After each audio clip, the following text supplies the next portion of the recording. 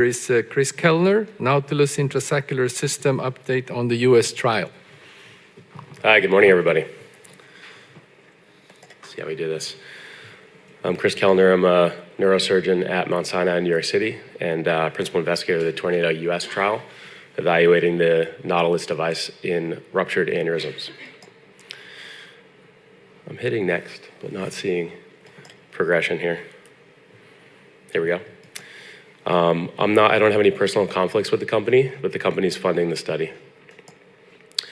We're hearing a lot about wide neck aneurysm treatment devices. And in the United States, we have access to a few, and I'm sure you have access to many more here. In general, we evaluate clipping, balloon assist coiling, Comaneci assisted coiling, intraaneurysmal flow diversion, intrasaccular neck protection devices, and flow diversion. And so obviously today we're going to talk about intrasaccular neck protection. And when we're looking at the Nautilus device in particular, there are a few features that are interesting. The metal coverage compared to other devices is fairly high. And we see this play out in some of the published data and also some of the results we're already seeing from our study where if a patient has a Raymond-Roy 2 or 3 with the initial treatment, on the follow-up, they may have a 1 at follow-up. So that's an interesting feature. Despite the high metal coverage, there's no recommendation for antiplatelets at the procedure. So it makes it amenable for wide neck ruptured aneurysm treatment, which is what this study evaluates. Prior data from the Tornado study performed in Europe shows pretty good adequate occlusion rates of 93%, and half of those were ruptured aneurysms. There is some published data from Europe. This is a 41 patient series. And interesting here to look at the initial immediate post-procedure class 1, which was 73%. You can see that on the top right there. And then at the follow-up, the class 1 had gone up to 94%. So pretty interesting data and favorable for, possibly favorable for ruptured aneurysm treatment. Here's some long-term data from Japan. It's a 5-patient series with 4-year follow-up. And a similar phenomenon here where the immediate treatment you're seeing there on the right, 3, 2, 2, 1, 2, and then a few of those progress to a 1 at long-term follow-up. So the US study is 45 patients. So this is mid-study. I'm not going to give you any data, but I'll show you a few cases, 3 cases. We've enrolled 17 patients so far at actually 4 sites now. It's a ruptured wide neck aneurysm study. The neck has to be greater than 4 millimeters, and the dome has to be greater than 5 millimeters. The primary outcome is the proportion of subjects experiencing death or stroke in the treated territory. It's an FDA safety study. And the secondary outcome, the proportion of subjects with complete aneurysm occlusion, and then the second one is proportion of subjects with device-related SAEs. Here's a quick video showing how the device is deployed. Basically, a headway 17 is used to deploy the device inside the aneurysm. Kind of comes out sort of like a saucer. And then once it's completely deployed, or rather, once it's completely out, you pull it down into the neck. And then once it's in the neck, you don't detach it, but you keep it attached to the headway 17 so that you can manipulate it a little bit during the case. And then with a second catheter, you come up through the center of the saucer, and that's usually an SL10 catheter, and then deploy coils. And the coils, looks like that might have stopped there. But the coils, you'll deploy coils and coil as if you're regularly coiling the aneurysm, and there's a little bit of push and pull with the Nautilus device. So you can kind of settle it in the neck and use the coils to help push it in the correct location. Here's a case of a 51-year-old woman, sudden severe headache, and she was a Hunt-Hess 2, modified Fisher score 3. Here you've got a left MCA aneurysm. Sorry, I didn't put the measurements there, but a 4.5 millimeter neck and then an 8 millimeter dome. And so here's the setup we used, 8 French short sheath, TrackStar guide, SL10, headway 17, as I mentioned, and then a 6 millimeter Nautilus device. You want to be at least 1 millimeter larger than the neck and probably a little bit more. So it was 4.5, so we went up to 6 here. And you can see here the device being deployed.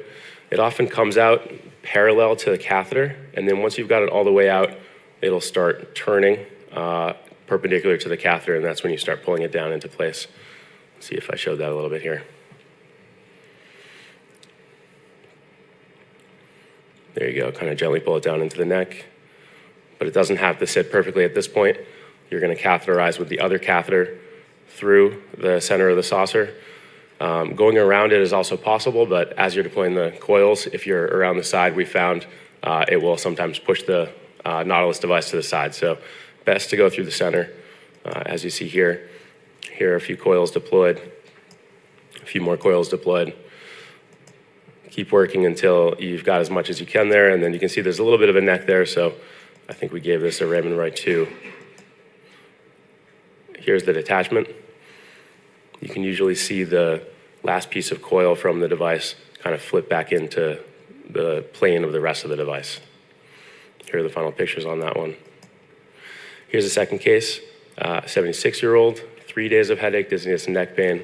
CT showed a right Sylvian Fisher subarachnoid hemorrhage. She was on HES 1. Here we had a little bit more complex aneurysm. Here we were measuring, sorry I didn't put the measurements here again, but kind of 8 along the long axis there, but really only 5 in the short axis there. And so a little bit more challenging to try to size this device, but we went with the smallest one so that we could fully deploy it in that small, narrow plane. Let's see if we can show you a video here. So here you can see that this is kind of a little bit more than a wide neck aneurysm. It's sort of a blowout of the bifurcation there. And so the goal was to try to position the device horizontal to the floor here and protecting that dome part that you can see lower down. Oh, I see here's a laser, great. So try to deploy the device right there.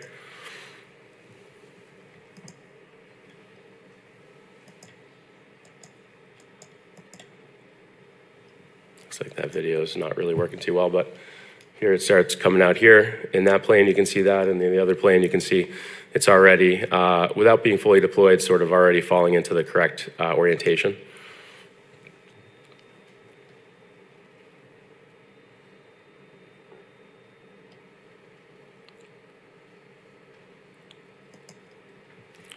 There you go, and then you manipulate a little bit into the right spot, and then sometimes a little bit challenging, but you've got to get the next catheter through the center of that.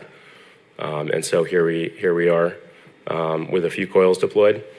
And kind of interestingly, you can see over here, the Nautilus device sort of got pushed a little bit into the other lobe, still completely within the aneurysm. But now we've also got this unprotected second section over here.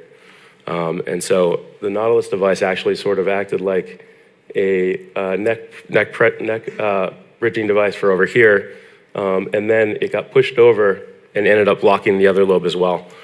We were able to recatheterize that other lobe. You can see that right here, and then completely filled that up, and looked like a Raymond Wright 1 at the end of that. Okay, here's the final case, 68-year-old, subarachnoid hemorrhage and some posterior fossa blood. It turned out to be a pica aneurysm. This one we were thinking probably more of a dilatation, dolichoectatic aneurysm rather than a wide neck, but on the 3D we were able to get a 4mm neck here, so it seemed like perhaps we would give it a shot, deploy the device in the aneurysm, try to pull it down and cover that neck by positioning it right there. And so here we went with a larger device, thinking that perhaps it would sit up a little bit higher and we'd give up a little bit in the neck to try to preserve that outflow.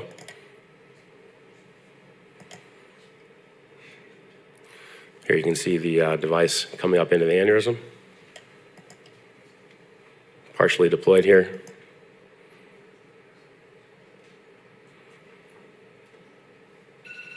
You can already see a little bit of stasis in the aneurysm just with the device itself deployed.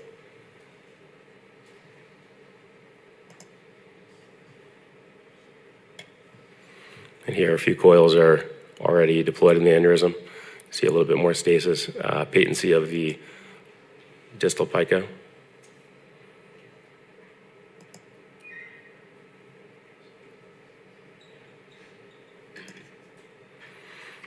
And here's the final picture from the initial treatment. Looked like a Raymond 3, but we were happy with that. Looked pretty good. I took the patient back a week later, and it looked like it was completely occluded at that point. 6-month follow-up, still looked like it was completely occluded. Pica was still open.